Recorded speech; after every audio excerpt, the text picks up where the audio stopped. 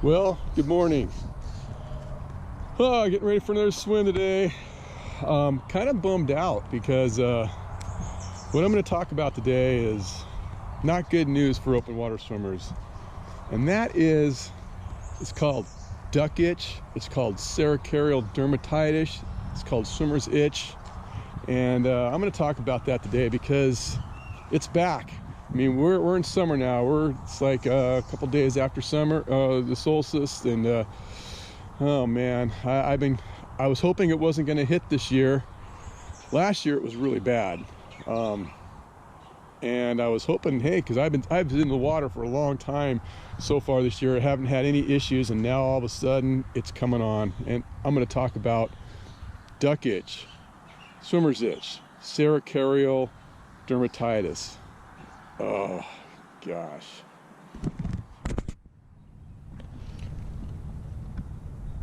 I don't know, can you see right there? I got one little bump, one itch mark right there on my stomach.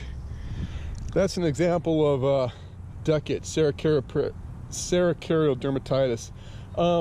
It can kind of look different with different types of people. And just one little itch mark, oh poor baby. But you know what? It gets really bad after a while. Once you accumulate a whole bunch of them, it's a real hassle. I'll talk more about what is duck itch or Cercaria parasitis. What is it? I'll talk about that here in a second. Okay, here we go.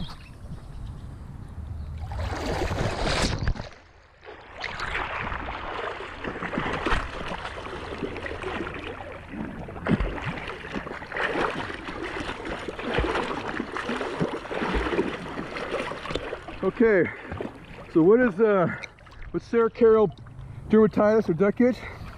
Basically what it is, it's these microscopic flatworms.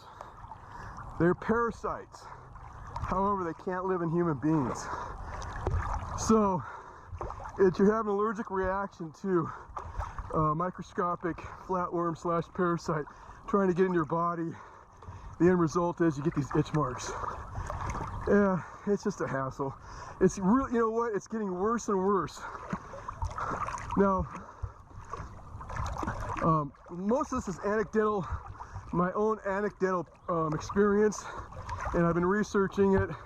It sounds like it's getting worse and worse across the country, across the world, or whatever. We have it here in the Columbia River.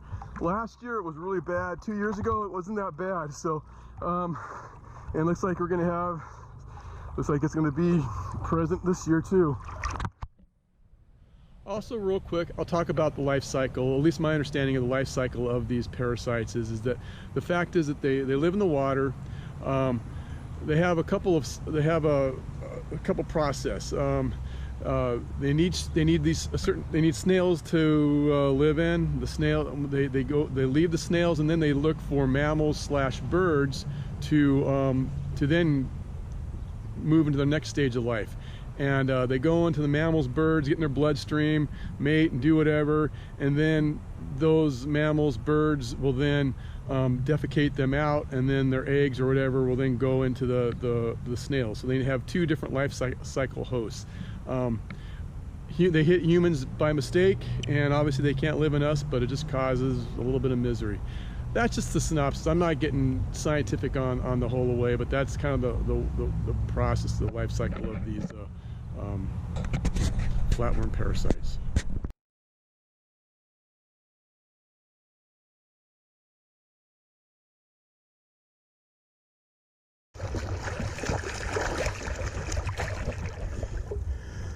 Okay, so what happens? You're out here swimming. Hey, you can't feel them. When they infect you, you don't know that it's even happening, so at least that's a good thing. But what happens is then, I mean, it takes like 6 hours, 6, even 12 hours. The end of that, you swim in the morning, later on that evening, all of a sudden you start getting these itch marks. That's how it happens.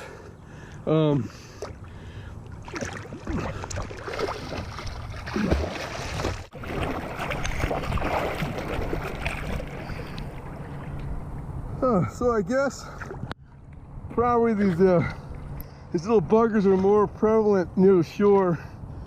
Where I'm at here in the Columbia River, right now the current's still kind of at a fast stage. I kind of have to hug the shore. I have no choice to swim upstream. And then when I go downstream, I can go in the middle. But I don't know, in the river here, with the water flowing, I'll be honest, I don't think it really matters. And they're all over the place. It's hard to avoid them. So you just have to tough it out. What I've learned, my anecdotal experiences, is that if you use Desitin, I think Desitin works. Desitin blocks them. Nothing else works. Vaseline, you can buy some stuff online that says duck itch. It doesn't work. Desitin is the only thing that works, but it's a real hassle to take off. Okay, something else that I've noticed about these flatworm parasites, I think they're more active in the morning versus in the evening. I think if you go later on in the day, sunset, I think you're going to have less issues. But it definitely seems like mornings. I swim a lot of times in the mornings, and I get a lot more issues when I've done these moonlight swims. As you know, I haven't had too many issues. So that's something else to think about.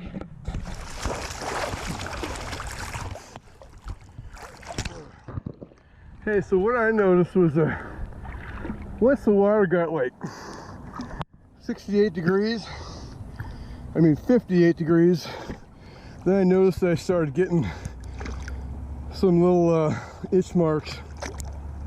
So it seems like right around 58 degrees, then they start getting active.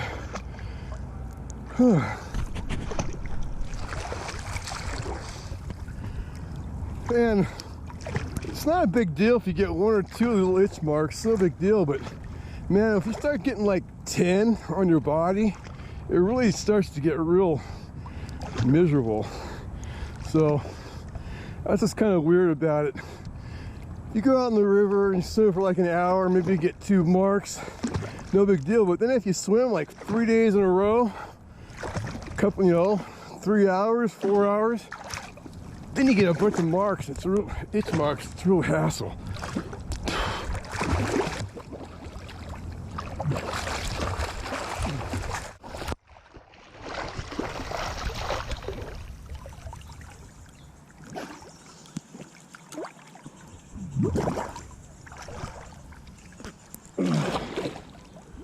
Okay, so I spent like an hour and a half out here in the river. So we'll see how many itch marks I get this evening. I'm gonna guess probably about 4 or 5 itch marks. So we'll see. I don't know. But and usually it takes about 3 or 4 days for the itch marks to go away. That's what I found.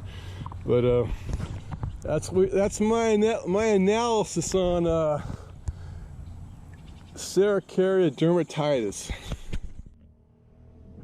Now, my experiences with the Columbia, with this supposedly flatworms, Cercaria Dermatitis in the Columbia River. Now, it can be different in different areas, but by all means, I encourage any of you who know something about this, leave a message, or let me know. I'd like to find out more exactly about what's going on with this issue with Cercaria Dermatitis, or these these flatworms, what do you want to call them, that are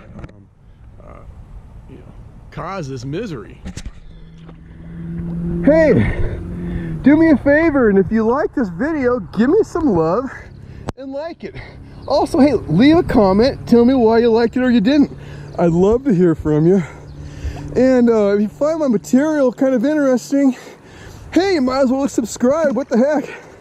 Anyways, take care, guys.